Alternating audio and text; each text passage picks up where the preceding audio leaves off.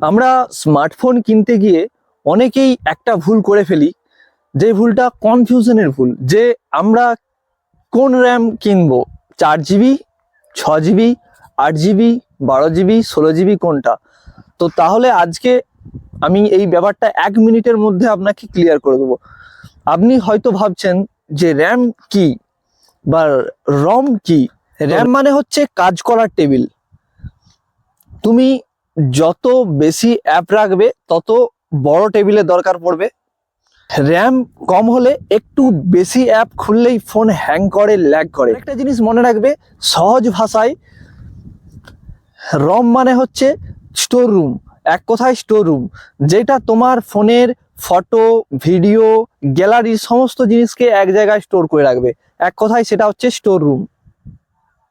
তো যখন রম ফুল হয়ে যায় তখন স্টোরেজ ফুল হয়ে যায়, আর এমনি তখন ফোন অটোমেটিকলি স্লো হয়ে যায়। তাই ফোন কেনার সময় শুধু ফোনের ক্যামেরা দেখে নয়, নিজের ইউজের উপরে ডিপেন্ড করে, যে আপনি কোন পারপাসে ইউজ করবেন তার উপরে ডিপেন্ড করে কেনা উচিত প্রত্যেকেরই। আর যেন স্টোরেজ থাকে 128 জিবি বা 256 জিবি। এরপর আপনার ইউজ অ্যান্ড পারপাসের জন্য আপনি 512 জিবিও পারচেস করতে পারেন।